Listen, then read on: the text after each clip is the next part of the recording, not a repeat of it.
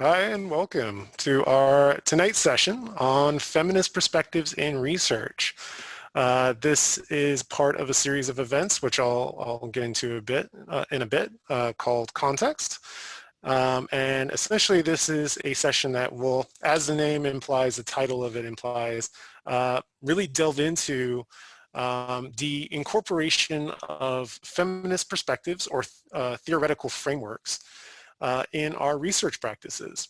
And also by extension, I would even go to say evidence-based practice. So I think there could be a lot of different applications to clinical work as well, especially as it regards the elements of evidence-based information, the attainment of it, the evaluation of that said information, and really kind of determining how it's representative of certain populations. In this case, especially as we're going to be talking about feminist approaches when it comes to women's health, and really kind of expanding what we know about it and what we don't know. And also addressing the different types of issues, disparities, gaps, and other sorts of experiences that affect the outcomes, especially health outcomes for women.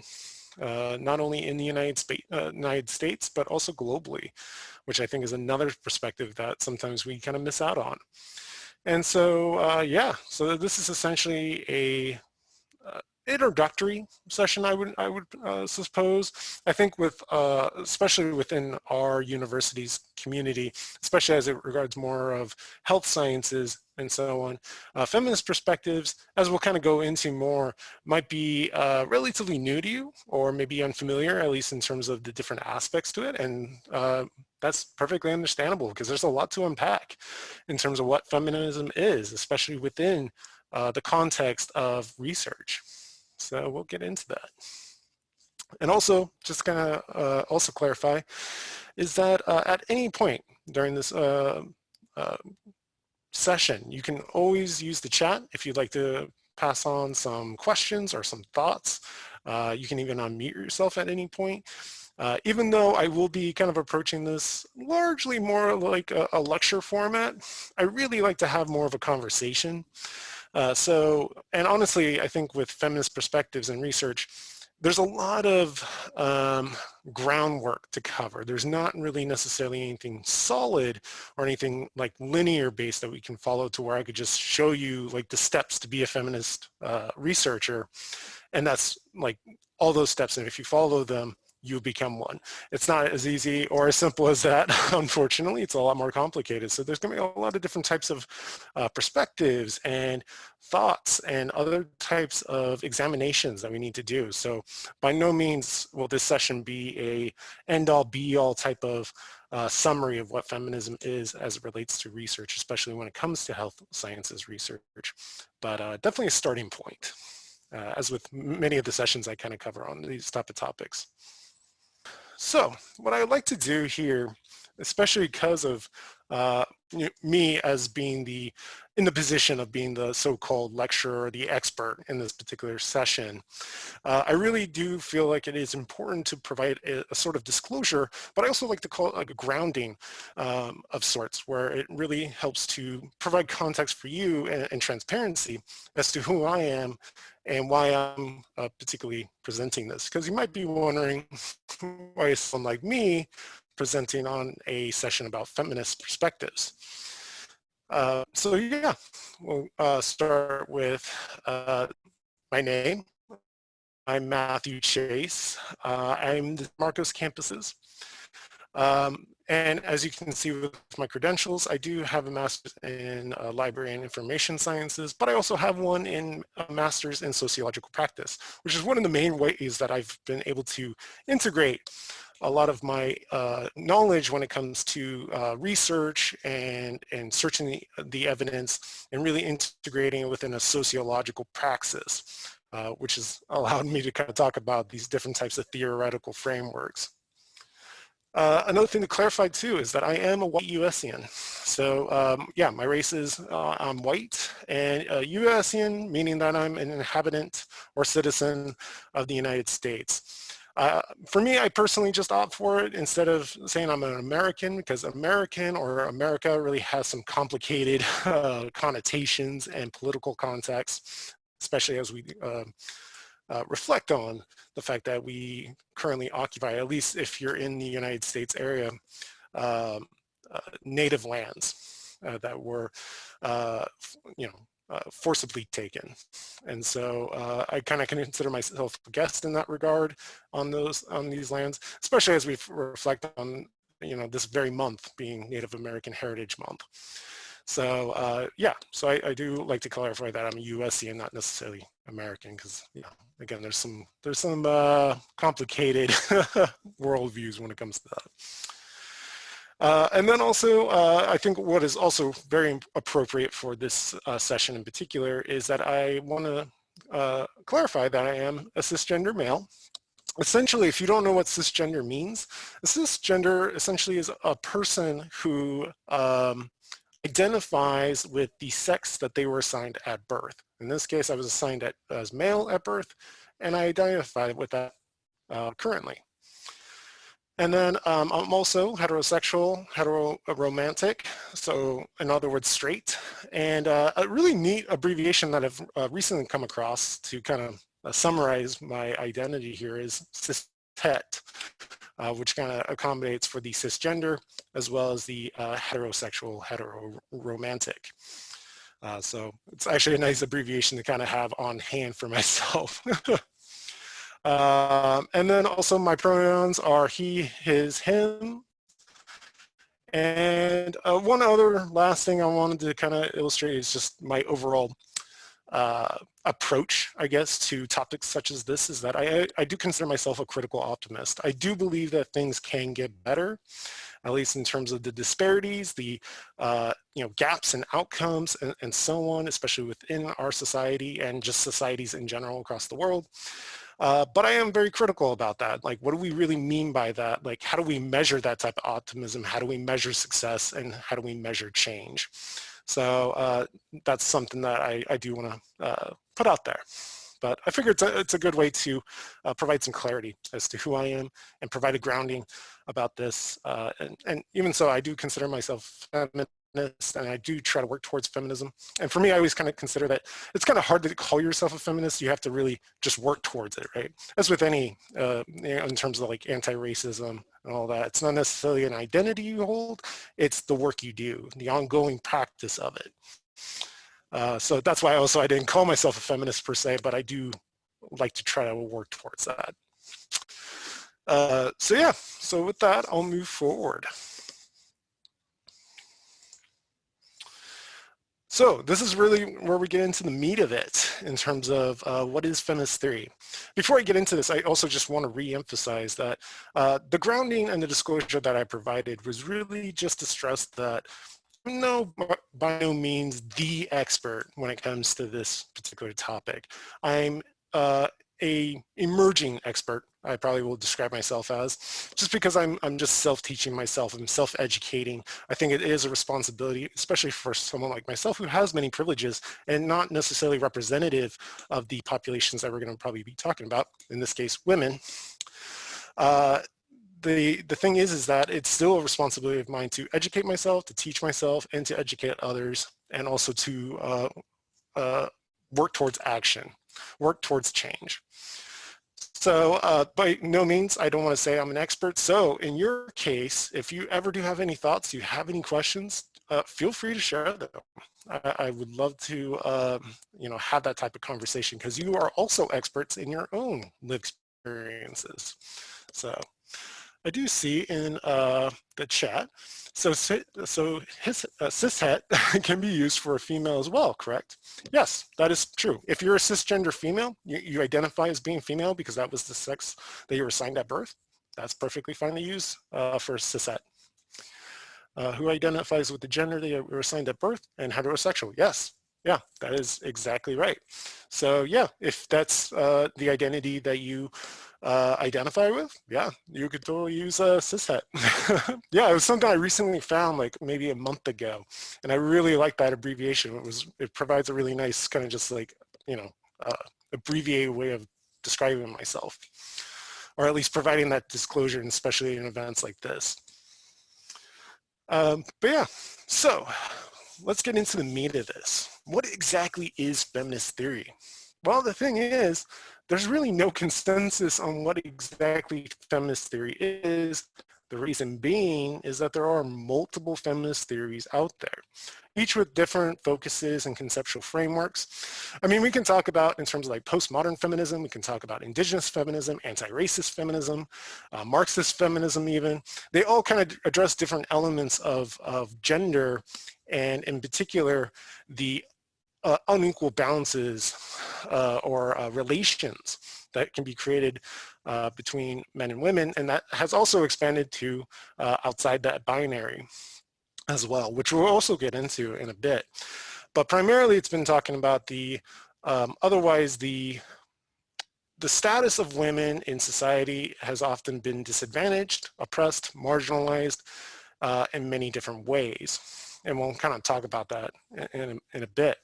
So really the main concepts that are being addressed in feminist theories is gender and power. And we're going to get into those, you know, kind of dive deeper into what those exactly mean. But those are kind of the two core concepts that are kind of addressed, and the relationships that they have between each other as concepts. And also some other shared elements across the feminisms is that they validate and they value women's experiences, ideas, and needs. Basically what's happening here is that feminist theories seek to center women's experiences and decenter those that were traditionally held in prestige, regard, or being the norm, which in this case is of men. So it's about validating and valuing the experiences of women, and those experiences have been traditionally and systematically devalued and validated. Another thing about feminisms is that they recognize the social and structural conditions that oppress women. So in this case, what it's really talking about is talking about that power imbalance, and we'll get into what power is, not only in terms of the interpersonal level between a man and a woman, or say in terms of relationships in that regard, but also in terms of structure of systems. In this case, it could be of procedures, policy language, laws, anything like that, just entire institutions. In this case, it could be like the healthcare system, could be the research models as well, in terms of peer review, how you get published, in terms of healthcare teamwork, all that kind of stuff, interprofessional work as well. And then ultimately, it's seeking to introduce social change through critical examination and action. I think this is one of the key elements that we'll be talking about too, is that when it comes to research, it's not so much about documenting and examining and investigating the disparities, the gaps, and the issues that face women.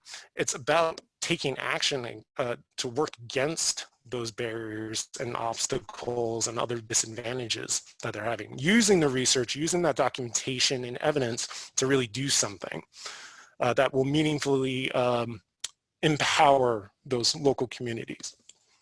So, but yeah, so that's kind of a rough and very general summarized version of what feminist theories are. But you can easily find a lot of documentation on it.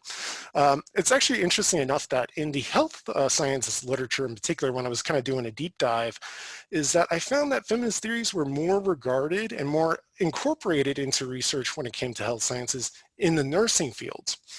And that might be because of the fact that in the nursing fields, it is like the tradition, like the quote unquote traditionally female dominated professions.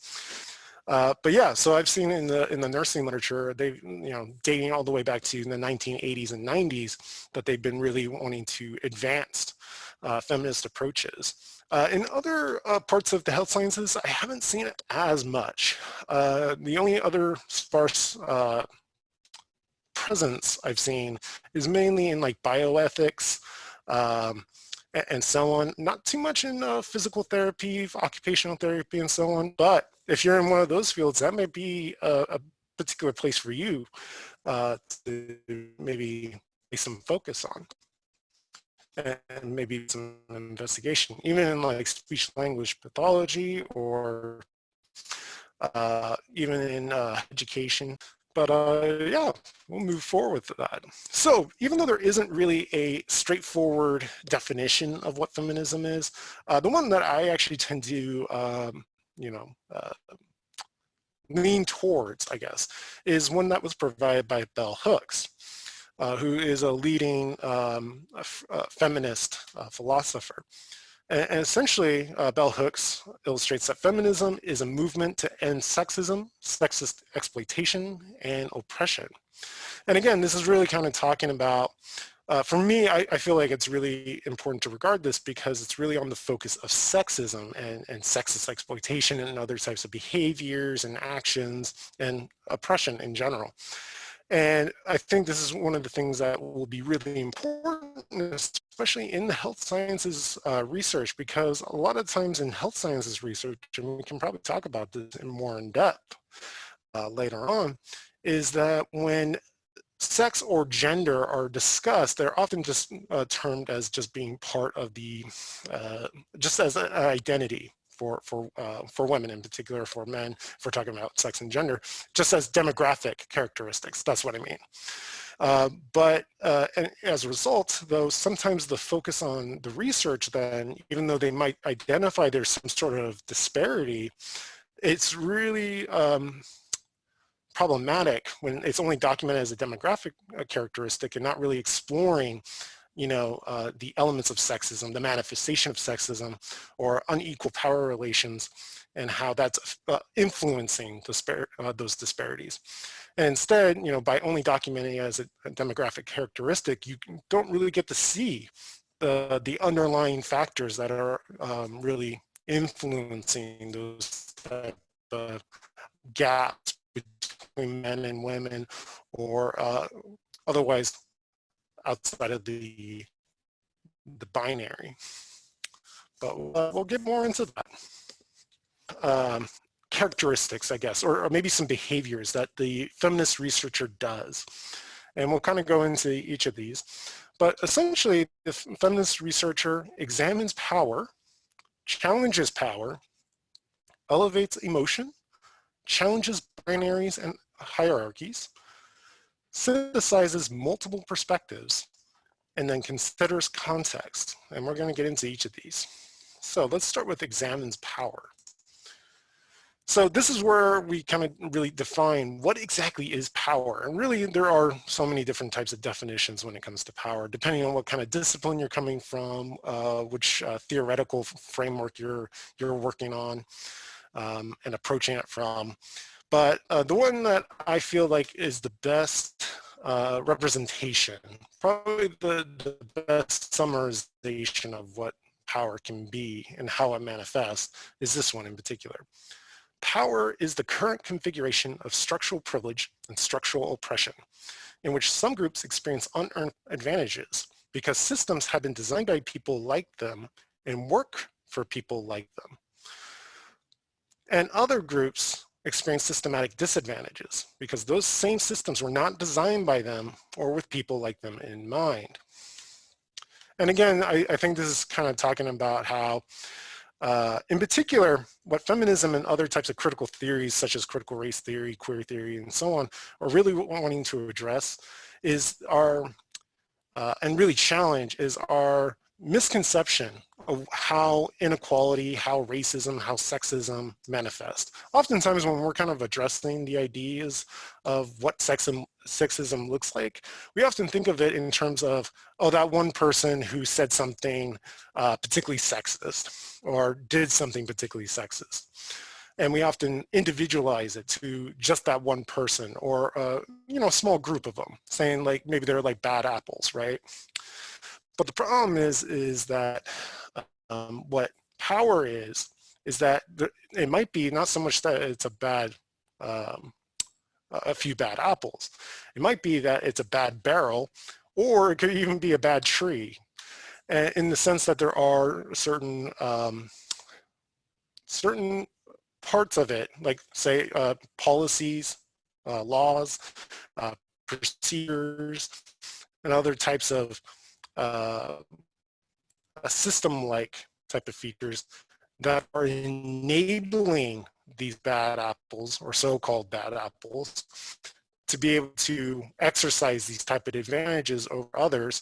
That's it's not so much like, it's not inherent to your identity, it's so much your interactions with the overall systems around you when it comes to school, to education, the education system in general, your experiences in navigating the healthcare system in terms of access, how people treat you, and your overall outcomes afterwards, going through the whole system, and such like that.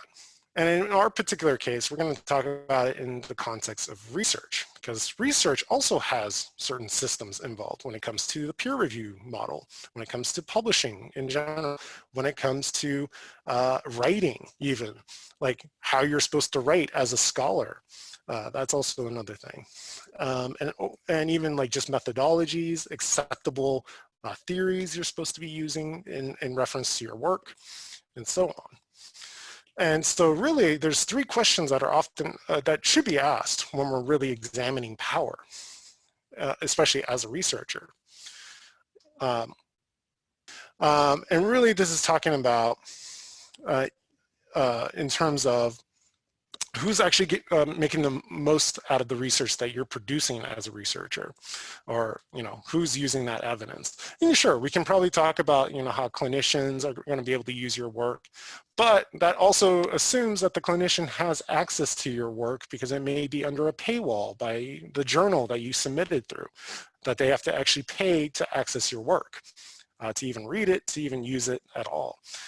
And in that case, is the research really for the clinician or even the patient, or is it for the journal you publish, who is actually being managed by a corporation that is selling your work? That's an important question to kind of ask.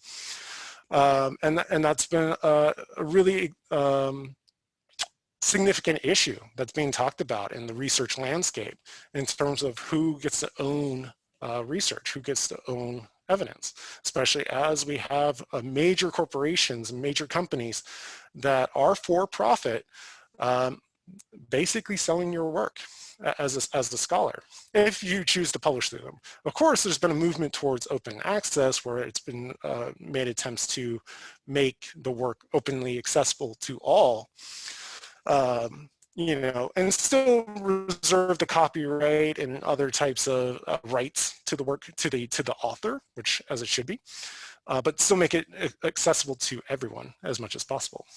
But it's been a emerging movement. It hasn't been the mainstream movement. Right now, the traditional publishing model is that corporations own it for the most part, especially for a lot of journals. And then even for government, how are they using the work that you're producing? How are they using the research you're producing to inform policy decisions, legislation, and so on? And there might be issues with that as well. How is the media using it in that case too? So really, is it for the people that you're actually studying, or is it for other interests instead, which kind of goes in that question over here, research with whose interests and goals in mind. And we'll talk about that in a moment. But research by whom? This is another question. You really kind of have to have a self-reflexive look at your self-research. Kind of like how I did with grounding or the disclosure of my self-expert of the session. You, as a researcher, are basically assuming the role of being the expert within the specific topic you're looking into, or at least academically you are.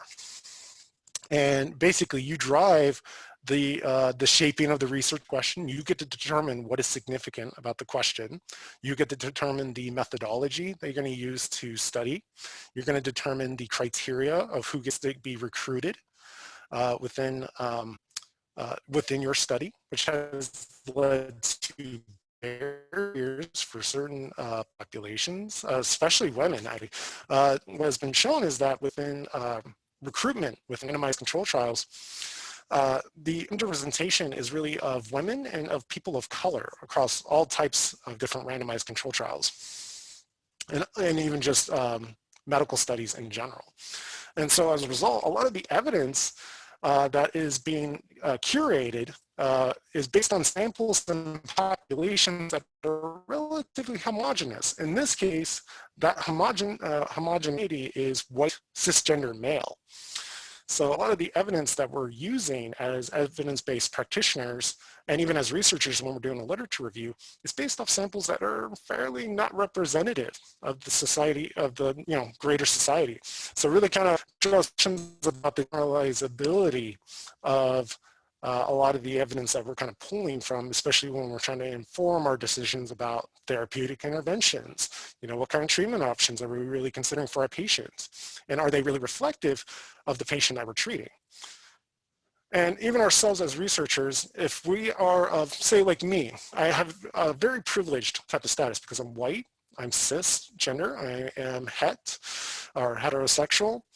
I live in the United States, which is a very highly industrialized country. So I have access to Wi-Fi, computer technologies. I work at a university, so I have access to research that's available through databases. I even have access to electricity, and we have to even consider that for other parts of the world. That's actually a common problem, that reliability of electricity even, and other types of basic infrastructure. So as a result, I don't necessarily have the lived experiences of perhaps some of the communities that I'm looking into. And so as a result, the way I'm approaching the research question, the way I phrased it, the way I'm approaching it through the methodology may not necessarily be reflective or even responsive to the communities that I am allegedly working to study, and maybe in my mind, ideally trying to empower. But the way I'm trying to empower might be kind of like paternalistic because it's my idea of what they need, right? So it's very important to kind of consider that as well. And then ultimately, in terms of research with whose interests and goals in mind. What is the goal that I'm ultimately having to produce this research? Is it really just to advance my career because I'm trying to get published? I'm trying to show that at my respective institution, maybe a university, that I am working towards tenure, something like that. Or just otherwise, just trying to seem more prestigious within my my community of colleagues or fellow experts. So yeah, and what kind of ideas, what kind of ideologies am I inputting into the question? Am I really wanting to look into how there are systematic disadvantages, or maybe I'm overlooking them? Maybe I'm not really wanting to investigate them. And that's something that we all kind of have to ask ourselves in that way. Because ultimately, being a researcher, being a clinician, that is a privileged role. Because we're ultimately deciding, as a researcher, might be we're deciding the narratives that we're kind of reproducing through our work, the way we wrote up this. Even as a clinician, I might be deciding the overall outcome of my patient's health, at the end of it.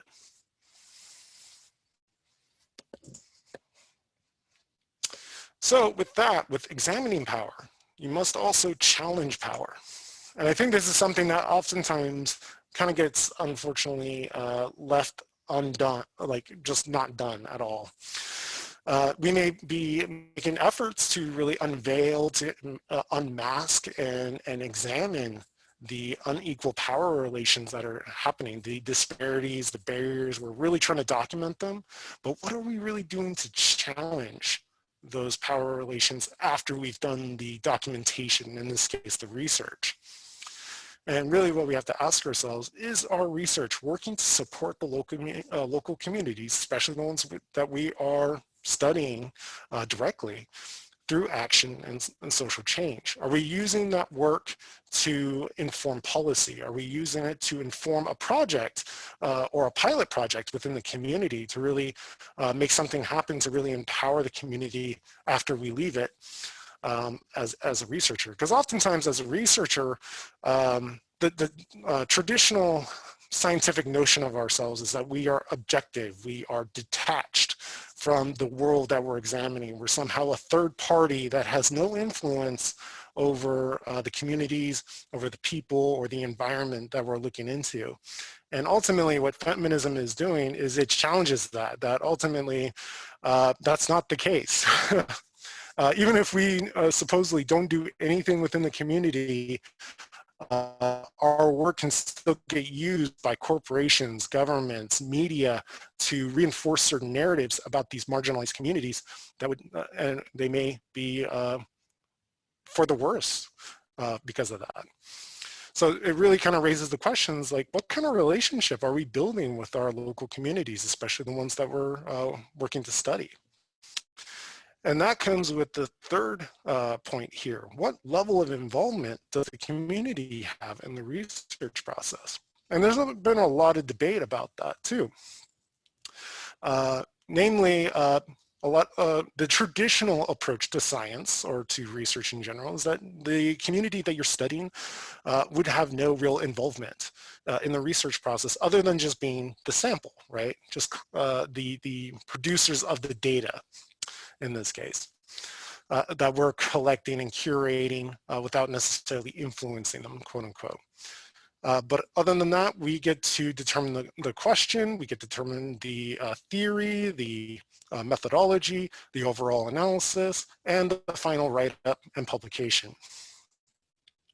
But there's been a really a growing movement within feminist research to really incorporate what is now known as community-based participatory research. Basically what that means is that it's really emphasizing how can we incorporate our communities as research collaborators? How can we really include them in the research process? And this has become a really important thing, even though there might be some issues and extra work that we might have to do as researchers, because ultimately we're involving them in determining, is the research question really examining what they would like to see happen? In terms of what maybe a current issue that's happening in their community, is the question that you're trying to investigate really addressing that, that issue, or is it maybe just kind of like surface level or kind of just overlooking it, or maybe even addressing it from an angle that doesn't do much or reproduces certain stereotypes or certain types of pre-existing notions that we already have about that particular community, and have different experiences when it comes to researchers and to the research system overall. Namely, people of color, particularly Black and Indigenous peoples, have had really bad experiences, really terrible experiences when it comes to being research participants, when it comes to like eugenics research historically, if we're going to talk about that, but even contemporarily when it came to, say, like the syphilis study, the Tuskegee experiment in particular, and so on. But even more contemporarily, just the overall treatment of people of color and just the barriers that they face in terms of participating in research and seeing themselves being represented by researchers themselves, because unfortunately they don't see themselves there at the level of the researcher. They just see themselves as the participant. And so there is a lot of mistrust that is involved, that has been generationally developed over time. But I don't want to necessarily leave it at being like, oh, people of color just in general mistrust researchers, therefore there's nothing you can do about that. Really, that just places the responsibility on you as a researcher to extend yourself, to do the extra work, to take the extra steps to really build that trust. Because ultimately it was, as researchers, within the community of science, it was really our kind of fault for instilling that generational distrust. So it is our responsibility to dismantle that distrust and really build something else much more positive, much more empowering.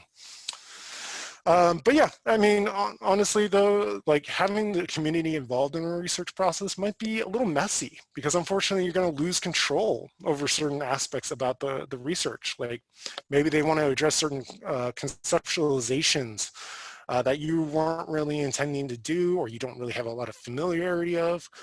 But ultimately, it's going to be your responsibility to really consider that.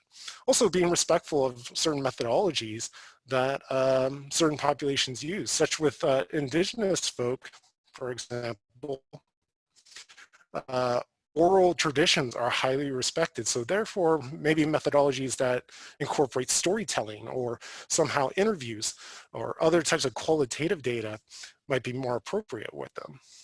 So things to consider there too. And then over here with elevates emotion, essentially this is actually kind of go into that a little bit. But essentially elevating emotion is essentially that we need to validate and value emotion in addition to, or sometimes in replacement of the so-called hard facts, the statistics or other types of quantitative data, as you will.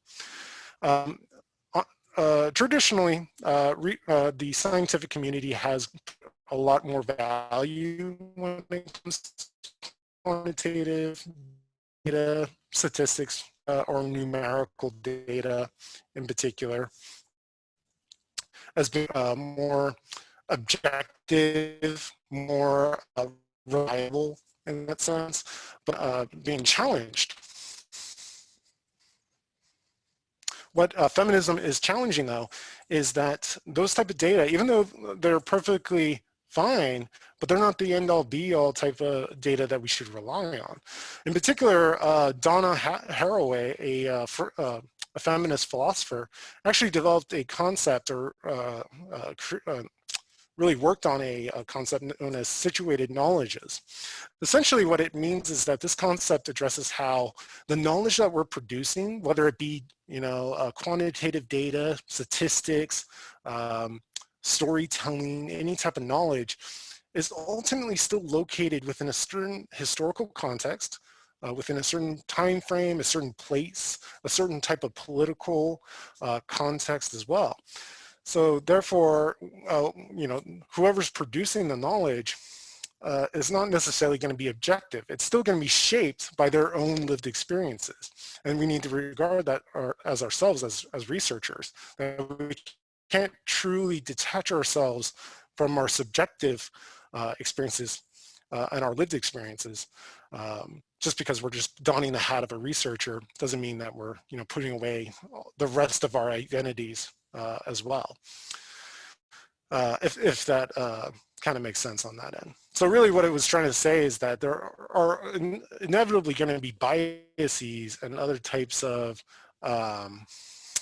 framing within knowledge. It's not going to be just, the honest truth or just the facts, in that sense. So really, and with feminist thought in particular, really wants to put in the value of emotions because that's always been like a common association with women's lived experiences, is that women are naturally more emotional than men, quote unquote.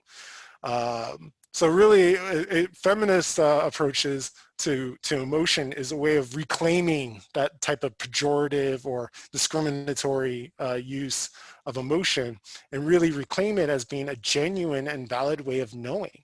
And it's another way of us recentering women's lived experiences in terms of how they feel. But it also can extend to also men in particular, because a lot of times, unfortunately, with men, emotions taken out of the context. And so maybe re-inviting emotion for men's lived experiences would also be just as empowering and just as enlightening and revealing of certain disparities. And in that way, it kind of invites the question, like, how do we really measure then emotion in our research? And that's why a lot of feminist studies and literature really put a high value to qualitative methods, focus groups, interviews, oral storytelling, as I mentioned before, even like poetry and poetic analysis has been another really cool way that feminist readers have been really elevating that. And even analysis, I was reading a study about how some nursing researchers were looking into the experiences of a particular community. So what they were doing was collecting poetry written by members of the community and really doing a content analysis to really kind of code, the different aspects of their lived experiences within their respective communities. So it was really cool to see that. But also, it's not necessarily to say that qualitative methods is like the one true way to becoming a feminist researcher, or that this is more superior to quantitative. I think that's a false economy, a false binary, if you will. Really what feminist researchers have been leaning towards is more like mixed methods, seeing the value in not only the quantitative methodologies, but also the qualitative to really enrich the statistics and really give them more context, a little bit more depth than just being a single number per se. And then lastly, with elevating emotion is really being much more reflective about our writing voice. Even though as the library, we don't really talk about writing as much, that's more the writing center's type of field or domain. I do want to talk about it in this particular context, especially when we talk about how we're expected to write as scholars and how we're supposed to write objectively or rationally or scientifically. In a lot of ways, unfortunately, though, that type of writing voice is often mirroring what we would expect of a Western type of worldview, and particularly a masculine worldview of things, and a way of like detaching ourselves from the world or from our emotional relationships to the world. And feminist literature has been really wanting to emphasize the need for researchers to be much more reflective of their own position within the research process, not to separate themselves out of it. Because a lot of times if you read an article, like a journal article, you may not see necessarily the voice of the author saying like, I experienced this during the study, like, in terms of talking with the community or the participants, I felt this, or I experienced this. There's not a lot of that, unfortunately. And feminist researchers have been really kind of arguing that maybe we need to have that more moments within our writing that reflect that. And to really kind of acknowledge our own positionality, especially when it comes to privilege. Maybe like the fact that, I, as a researcher, didn't know a lot about the issues that my community was facing because I'm not part of that community just by respect of my own composition of different identities that kind of privilege me away from those type of barriers. And then I'll move on briefly to this, but because we did talk about this actually in a previous session on researching beyond the binary, but I did think it was particularly apt to talk about when it came to feminist theories as well. But one of the main aspects to feminist approaches is the decentering of heteronormativity and cisnormativity, in the sense of taking away the fact that these should be the norm. Heterosexuality, that cisgender should be the norm, and that anything else beyond that is abnormal or other in some cases. And how it also contests the essentialist truth that gender and sexuality are exclusively biological. Now, this has been an existing issue, especially within the health sciences, in terms of how we collect that type of data in health sciences studies. Oftentimes, like I mentioned before, it's often collected as a demographic characteristic and not really put into a lot of context in terms of sexism, of homophobia, transphobia, and ultimately kind of just more remarking about it as a biological factor. And really what feminist research really wants to do is lean away from that, really talk about the issues of structure, of power, of social barriers and experiences, of those that live with a whole multitude of different identities that can be marginalized, especially within the non-binary.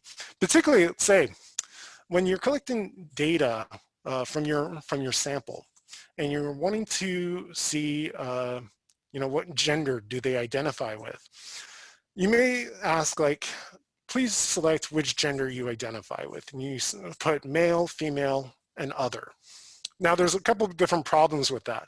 Namely, with the other, it's obviously just a kind of dumping ground for anyone who's not reflective of male or reflective of female. So anyone who's not binary or of pangender or demigender or any other sort of gender identity is simply lumped into other, so you don't get to have those nuances and diversity within there. The other problem is that you're also assuming that by male and female, maybe you're just assuming that anyone who's cisgender male is going to select male.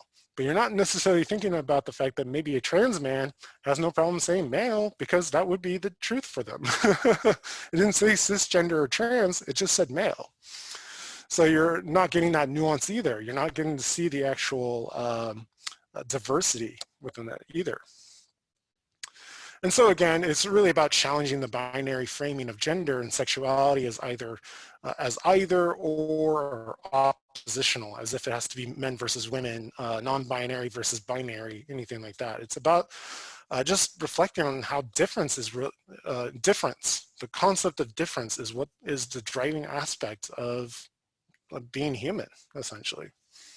It's not our similarities, it's really kind of our differences. And not necessarily in an oppositional manner, just in an all-inclusive manner. And so with the last couple things here, synthesizing multiple perspectives, it really is about acknowledging that the female experience is not universal or homogeneous. Not every woman experiences the same thing in the same context, in the same time period, or anything like that as another woman, per se.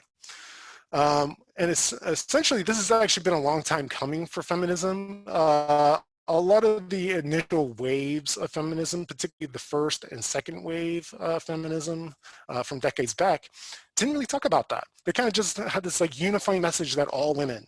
But unfortunately, what the people getting left out were women of color in particular, or trans women, or any other communities that just didn't reflect the white woman experience or the white cisgender woman experience.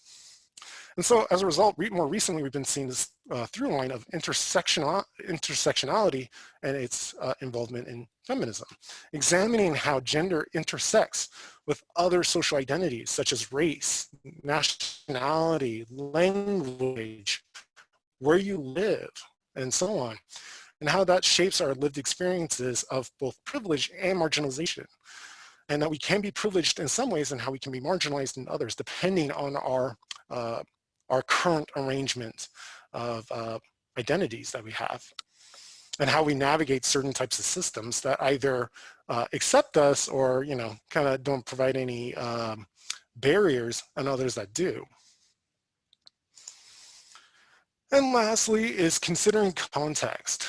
Essentially what I kind of wanted to nearly end here is research truly neutral and objective? And this is something you'll probably need to ask yourself, but with feminist approaches in particular, it puts a lot of doubt in that. In terms of this question, in terms of being a yes type of question. It might be, as we talk about situated knowledges and how even ourselves as researchers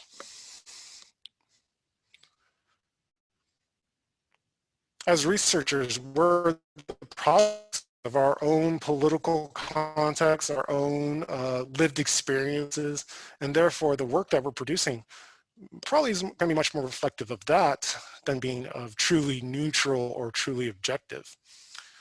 And just reminding ourselves that the phrasing of your research question, the way you phrase a question, is going to shape how you're going to approach it through the methodology, through the analytical approach, and ultimately the write-up even too. And you have to ask yourself, what data are missing or omitted as a result? Who is being left out? And what narratives are being reinforced in the research? Is that narrative really working towards empowering the community that you're studying, or maybe not so much? So with that, we're nearly at the end, which is perfect. But like I said, there's so much to unpack with this particular topic, and I love talking about it so much. These are kind of just a few lasting characteristics of a feminist researcher, something that I think we all should probably embrace a lot more. Our openness to new epistemological perspectives. Essentially what I'm talking about is just new perspectives of how knowledge is constructed, how it's created, how it's produced, who's it produced for, essentially being more open to theoretical lenses like feminism, intersectionality, anti-racism, and so on. An openness to new questions and new methods, as you saw with like the qualitative methods, with poetic analysis and so on, and framing new types of questions that maybe we didn't initially consider. Being critically analytical of traditional research and traditional methods. Openness to diversity, globalization, and complexity. I think something that I didn't really get to talk about as much is just how, like, a lot of times I'm centering a lot of this in terms of the United States maybe, but there's a lot of more disparities and a lot of differences in the lived experiences of women across the globe, especially as they, as either the research participant, as part of the public, or as the researcher herself. And then ultimately, a feminist researcher has the commitment to share research with everyone. And this just doesn't mean sharing research with their colleagues, but it also means sharing the research with their communities, to allow their communities to actually use that research to empower themselves. Because it's not necessarily that you have to intervene on their behalf, just simply sharing that research and allowing them to develop projects and other initiatives to allow themselves to overcome certain barriers and dismantle certain types of disadvantages is also a worthy pursuit.